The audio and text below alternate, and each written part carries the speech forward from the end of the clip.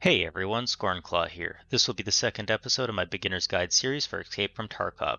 In this episode, we're going to cover scav raids, the reputation system, how to gain and lose it, as well as where to sell what items in this video. My last video ended with my launching into a scav raid, and we're going to pick up where we left off after covering some information that will be set to some background footage of some of my quieter scav raids of my main. The purpose behind Scavenger, or Scav runs, is to supplement the gear and money that you have in Tarkov by spawning you in as one of the random Tarkov citizens who has been left behind. This Scav will spawn in with a random equipment set and load into a raid that has already been started on a map of your choice. The goal is to loot the gear off any bodies that you might find, the items that have been left behind by PMCs who have already extracted, or to fight any remaining PMCs that are still in the map while extracting alive yourself. For every PMC that has extracted from the map or is missing from the total, there will always be an available slot for a scav to load into. This is why solo scavs will always load in faster than a group, because you have to wait for multiple slots to open up to get your group in. The secondary goal on your scav should be to increase your scav reputation. Fighting PMCs with your scav is often difficult due to how outclassed your gear set may be, the type or quantity of ammo that you start with. Your scav reputation is the same as whatever your listed rep with the vendor fence is. As your scav reputation increases, a few things will change. The first benefit is reducing your scav cooldown. The higher rep is, the lower your cooldown will be. Your scav cooldown starts at 20 minutes, so once a raid is finished, you'll have to wait that long to do it again. At 6.0 rep, your scav cooldown will be as short as 6.5 minutes, and at negative 6 reputation, your scav cooldown can increase to over an hour, or even worse if it gets more negative from there. For every whole point of scav rep that you have, your scav will spawn with better gear on average. At 3.0 rep, you will start seeing labs keycards appear quite frequently, and at 4.0 you will start spawning in with red flares, which are used to summon in an airdrop. Having done over 300 runs at 6.0 rep, I can say that 1 in 5 runs you'll get a red flare, and as often as 1 in 2 runs you'll get a labs access card. The third benefit of increasing your rep is that it will reduce the cost of car extract by as much as up to half, while negative rep will make the cost increase for those extractions. The last benefit is that it will reduce how long the scav case gambling mechanic takes in the hideout that operates as a slot machine, and some people even claim that it increases how good the loot that you get from that scav case is as well. I personally haven't gone far enough into the negative to see if I get worse loot to test if this is true. Every raid you successfully extract from on your scav will give you 0.01 rep. So it will take 100 successful extracts to increase your rep from 0 to 1.0. Scav assistance is where you kill a PMC who has killed a scav or another player scav who has killed a traitor scav. This will increase your rep by 0.03 for each kill, and there's no limit for how many times you can assist in a raid beyond the available enemies. You can also gain the same 0.03 rep if you have another player scav shoot you first and do damage to you, and then have you kill them. If they do this, only you will be able to kill them, and your allies won't be able to fire on them, or they will lose rep. If they fire near you and they don't hurt you, and then you kill them, you will also lose rep, as you are the one who did the damage first, thus you are the traitor scav. The last way to gain scav reputation is through the use of vehicle extractions or co-op extractions. Every different co-op extract and vehicle extract has its own different unique counter, and the first time you go through each one of these, it'll give you 0.25 rep, then 0.13, reducing from there until it eventually diminishes down to 0.01 rep. The first 4 successful vehicle extracts and co-op extracts on the same map will total to be just over half a point of rep. So if you use all 4 different vehicle extracts 4 times, your scav rep would already be above 2.0 in just 16 raids versus the 200 successful scav extracts that you would need. The 4 maps that have vehicle extracts are Customs, Interchange, Lighthouse, and Woods, with Woods being the only one that has the car there available 100% of the time. The other maps have to be visually checked to see if the car is there. The co-op extracts are where you work as a scav to extract with a PMC, or a PMC to extract with a scav. And then the map that those are on are Woods, Lighthouse, Reserve, and Interchange. The only problem with the co-op extracts is that you always run the risk that the other player can kill you at any time and never suffer any form of negative penalties on account of the fact that you are on opposing factions. If you do a co-op extract, Fence will also give you an additional package of goodies for helping one of his men get out alive. Losing rep is much easier than gaining rep. Every time you kill an AI or player scav on your scav, you will either lose 0.05 or 0.1 rep.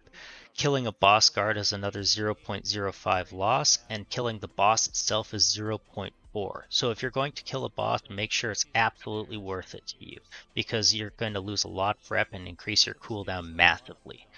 Raiders look very similar to boss guards, but you do not lose reputation for killing them. They are only on the map reserve, and they come out in the bunker when you hit the hermetic alarm or when the train arrives at the end. But sometimes they are easy to be confused with Luhar's boss guards, so make sure you know which ones you're shooting at.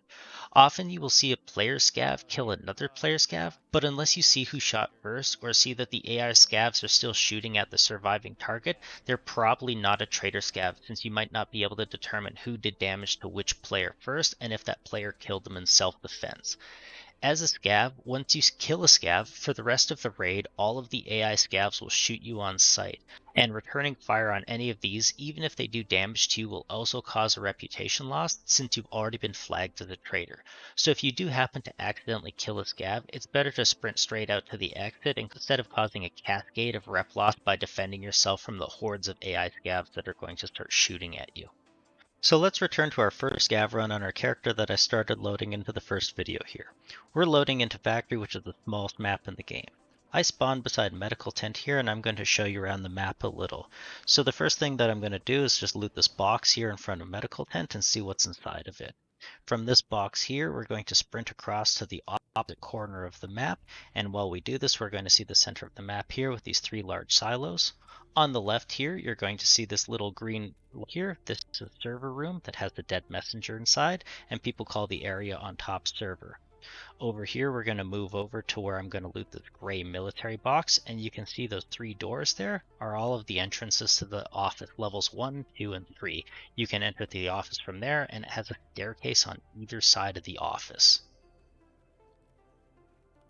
When you start this game, it's going to be hard to determine what items to loot. What I'm going to recommend is basically loot everything that you can and try to sell everything, and just remember what sells for a really poor amount of items. Most items in this game sell on average for a decent amount, around like 6 to 10,000 a slot, at least once you get access to the flea. So it's good to try to remember what are the bad items as opposed to remembering what's a good item. Again, once we pass this 3 main silo area where they're sunk into the map, we can cross to the other main portion of the map. So this is the center of the map that we're crossing through right now, and we're going to run to the 3 horizontal gas tanks that will be in the other main room of the factory.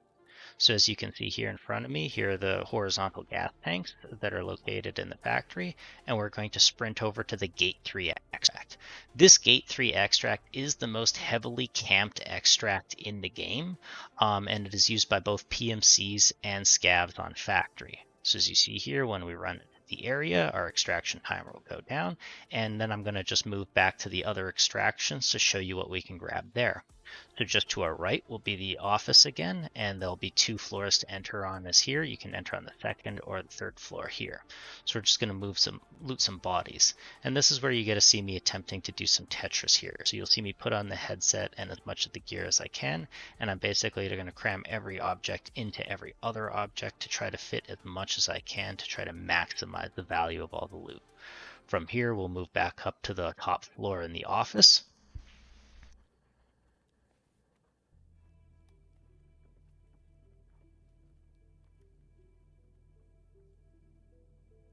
And as you can see, examining items in raid does take a while, and that you have to examine each one. This is why I recommended before that you examine outside of the raid.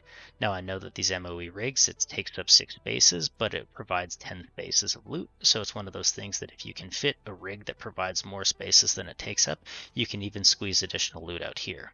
This is the office that has a safe, and this is the window that allows you to extract out. There are 2 jackets as well as 2 cabinets in this room as well, so we'll just quick check the safe to see anything in it. The safe's been looted, which probably means that the jackets and the cabinets have been looted as well, as we've been in this raid for a decent amount of time. So from here we can go out the hole in the wall, you'll see the main 3 silos, and from here we can work our way towards the basement and make our way towards camera bunker exit.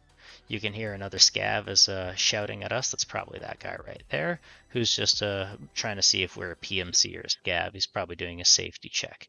And right here is the last extraction in the map, and we'll extract out here, and then we'll move on to separating out the gear and selling it from there. So now that the raid is ending, we're going to go to the screen where we can transfer the loot. So you can see that I got no kills, and from the raid transfer screen, I'm going to move everything that I collected in that raid into my inventory. This is the only chance that you get to do this. So if you don't transfer the loot here and that you next through and go to your main inventory, you won't be able to come back to the screen. As you can see, I got the 0.01 rep for extracting successfully on my scav. And now we'll go to the vendors and start selling some of the gear. So once you're out of raid, if you can, I'd recommend making sure that nothing is buried in the bottom of any rigs or any containers, as you can lose track of these items fairly easily. I'll get more into inventory management in a later video, but just to show you, Fence is the one-stop shop for all the vendors. If you sell all of the items with him, he'll end up giving you the lowest price compared to any other vendor. If I sold all of the items that I have now, I would end up with 793k. Let's see how much we can earn if we sell it all to the correct vendors.